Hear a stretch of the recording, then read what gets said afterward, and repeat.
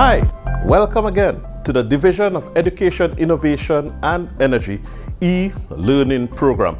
And today we are continuing with visual arts and the expressive form, painting and mixed media. We covered a lot of techniques last day and we are continuing to actually use those techniques to produce a painting or a pictorial abstract today. All right? Now, our basic aim today is utilizing the techniques in our work. All right, so you will be utilizing those techniques that we covered last day in your painting. So once you have decided what you would like to paint, then you should develop a painting plan. Now, the painting plan here today consists of 7 steps, but it's not limited to 7 steps. You can add more according to your needs. All right, step 1, let's look at the orientation, right? You need to determine if your painting is going to be landscape or is it going to be portrait, right? You need to determine that and also decide exactly which one you prefer. Once you have decided that, then you can proceed with the other steps. All right. Furthermore, you need to look at the size. How big is the canvas going to be? How long is it going to be? How wide? How short? All right. All those considerations you need to make. We have number 3, the medium and the colors. Are you going to use oil paint? Are you going to use pastel? Are you going to use gouache? Are you going to use water? All of that you must know for sure and decide if it's oil paint, watercolors, you name it, right? But make a decision on that. And of course, the colors, right? Your teacher spoke about color harmonies and so forth. This is the time you're going to actually use that color theory, all right? So decide the colors you want, write it down, make sure you are fully sure that these are the colors I'm going to be working with. After that, you move on to number 4, your techniques and tools, all right? Ensure that you have the appropriate techniques in your mind and decide on those, all right? The techniques also determine what tools you would use. Are you going to use impasto? Are you going to use wet on wet? Are you going to use stippling? So be very sure as to the techniques that you're going to use and have the appropriate tools on standby.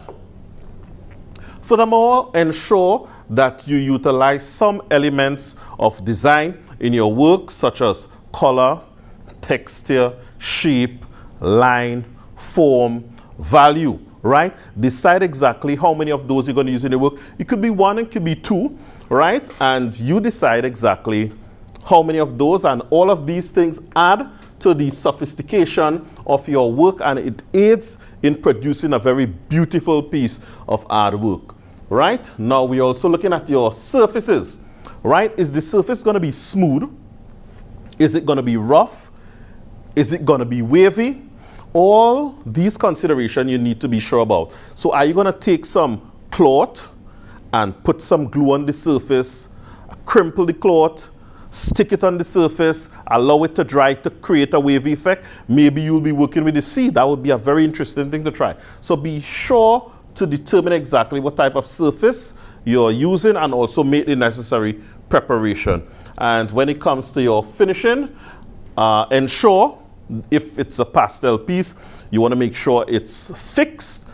In other words, your teacher spoke to you about that already. When you spray the work to make it permanent, or if you have to cover it in glass and so forth. All right, so these are just some steps you can follow in your painting plan process.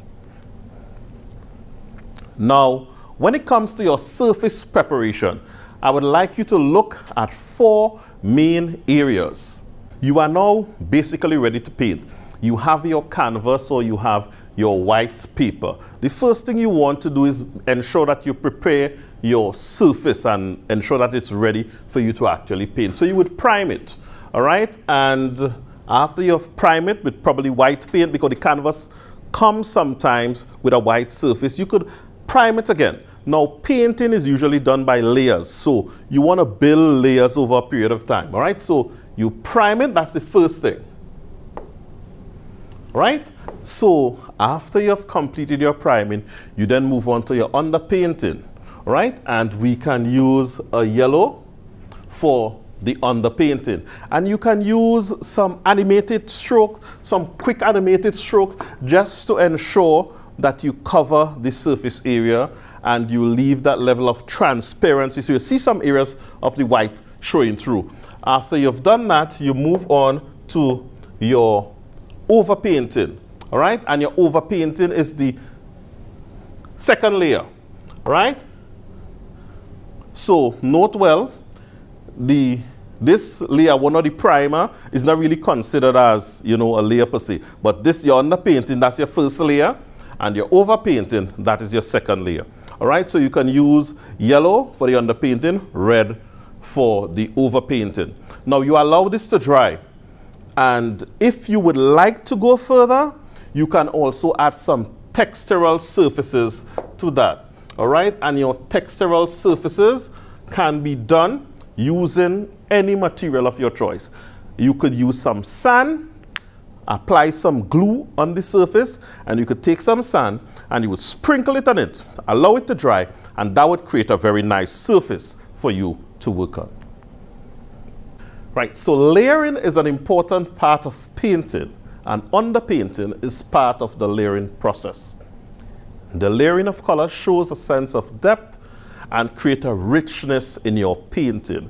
So we're going to be following all these processes to assist you in creating a beautiful painting, and a painting that would cause you to get a grade 1, because that is our objective here. So follow me as we continue to use all the processes here. Remember, a painting consists of layers. All right, a painting consists of layers.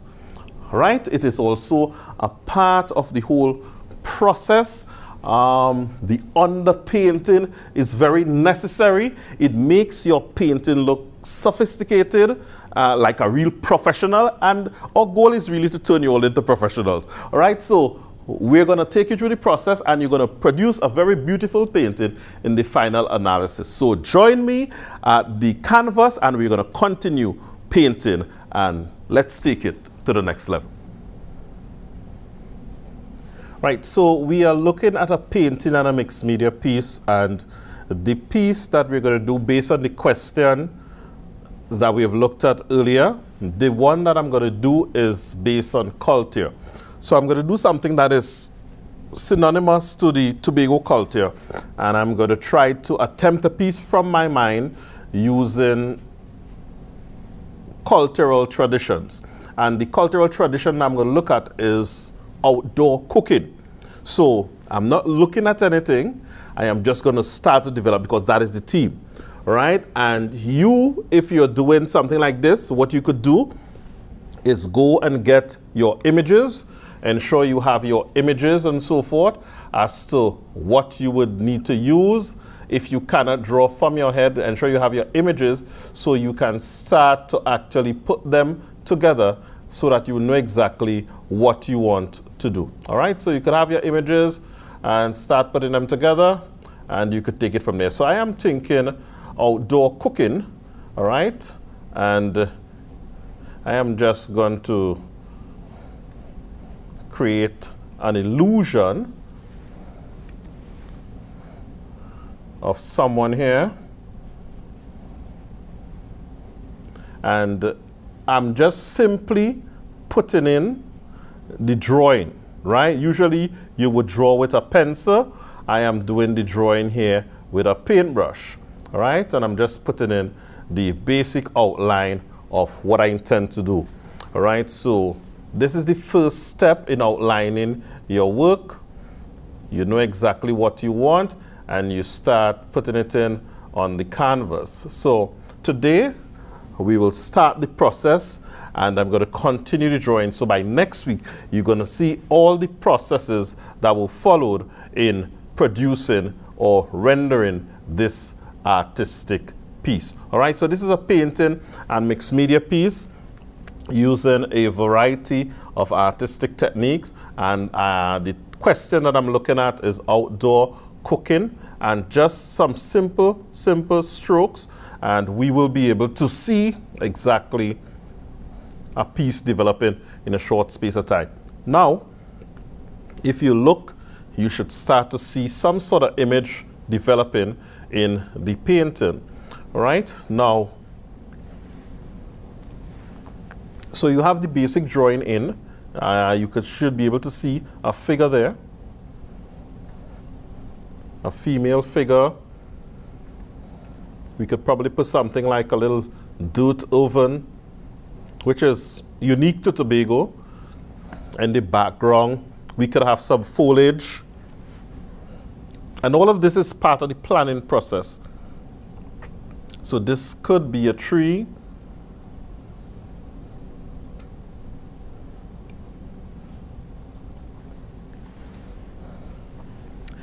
I think you have a basic outline to work with, and we can take it to the next level. Right, so we're going to put another tree somewhere down in the back here.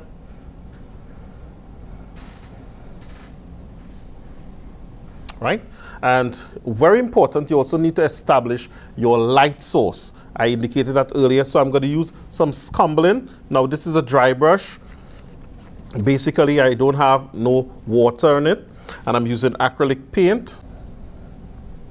So I'm going to try to create an illusion that light is somehow coming through on this painting. So what we're going to do now is try to create an illusion of depth by creating some shadows. So I'm going to put light coming from the right hand side, sorry, and the shadows are going to be casted on the right. So I'm using one color basically to outline all that I intend to do, and from that I can add additional color to really bring out the form. And this is a process that you can also follow to produce your painting. Now, painting is not very difficult. Some people think it's difficult, but it's not very difficult. So if you follow the same process as drawing, then the only difference is you are using a different drawing tool, right? And the drawing tool that we are using today is the paintbrush. All right, so I'm creating the form, developing the form here.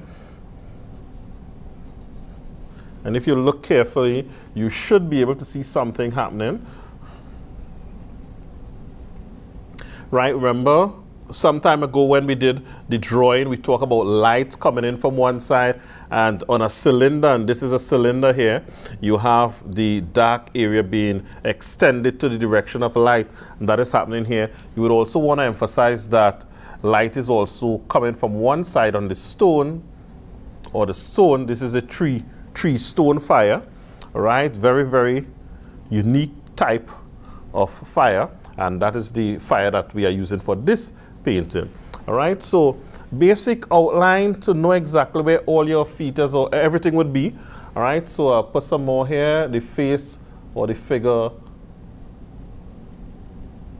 facial features, sorry, would be around this area. This could represent a headgear. All right. So if you look at it carefully, you should be able to see things happening in the painting, right? And just with a few strokes, you could actually determine all that you want to see in a painting. We could put some stones on the ground as well. Remember, the basic principle follows: things that are further away from you are smaller, and those items that are closer to you are larger. All right, things that are further away, smaller, less distinct in color. Those that are closer to you are larger and more distinct in color. So we have a nice little outline here as to where we're going to be going with this painting. Just ensure you have all the information in. We said we're going to put a little dirt oven here, and the dirt oven is used traditionally in Tobago for baking or nice dirt oven bread, cakes, and traditional pastries and so forth, hot cross buns, that kind of thing. All right, so I'm going to just put one inside here, or illusion of one rather, and we will take it from there. So we have completed the outline, so we will allow this to dry, or you could continue working with it as it is. All right, so we're going to stop here for today. This is your basic outline. Now, you can actually complete an entire painting like this using only the colors that I'm using, right? What would need to happen is that you would take your time, emphasize all the details,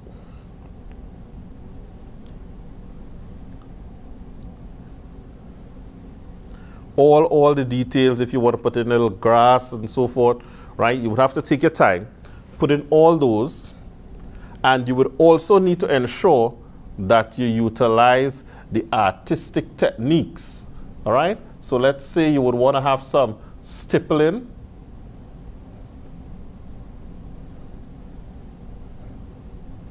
This is a shadow here. You would want to use some animated strokes,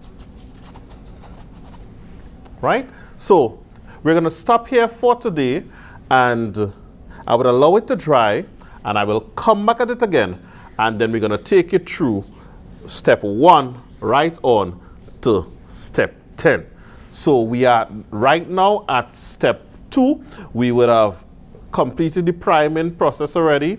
We have the underpainting, and the underpainting, the first layer of color, which is yellow, and now we are actually producing the drawing, and we use a dry brush scumbling technique to illustrate or put in the drawing. So this is the point we're at, and we are now going to move in to actually blocking in all the color areas and make the drawing realistic as much as possible while emphasizing all the various artistic techniques that are required in this painting.